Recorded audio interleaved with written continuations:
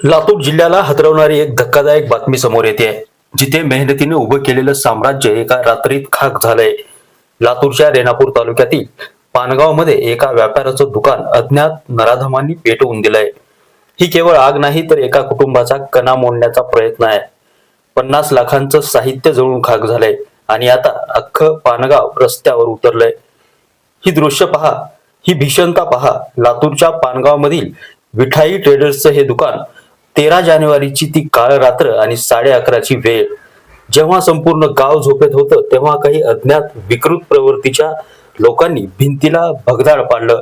इतक्यावरच त्यांचं समाधान झालं नाही, तर त्या छिद्रातून पेट्रोल किंवा डिझेल ओतून अख्खं दुकान पेटवून दिलं. 50 लाखांचं बिल्डिंग मटेरियलचं साहित्य डोळ्यादेखत जळून खाक झालं. संतापजनक बाब म्हणजे आग लागल्यानंतर रेणापूर नगरपंचायतीच्या अग्निशमन दलाला फोन केला गेला, पण उत्तर मिळालं, चालक उपलब्ध नाही. विचार करा, प्रशासन किती सुस्त आहे. लातूरहून गाडी येईपर्यंत सर्व काही भस्मसात झालं होतं. याच अन्यायाविरोधात पानगावच्या व्यापाऱ्यांनी आक्रमक पवित्रा घेतलाय. व्यापाऱ्यांचा छळ थांबवा, गुन्हेगारांना तात्काळ अटक करा अशा घोषणा देत पानगावची बाजारपेठ कडकडीत बंद ठेवण्यात आली आहे. व्यापाऱ्यांच्या मनात धडकी भरली आहे. जर आज या गुन्हेगारांना पकडलं नाही तर उद्या दुसरं कोणाचं दुकान सुरक्षित असेल की नाही असा सवाल आता विचारला जातोय.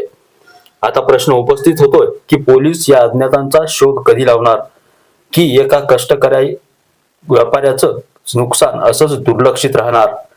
रेणापूर पोलीस या प्रकरणाचा तपास लावणार का व्यापाऱ्यांचा रोष आणखी तीव्र होणार याकडे आता सर्वांचं लक्ष लागलंय. नितीन बनसोडे, एकमत डिजिटल, लातूर.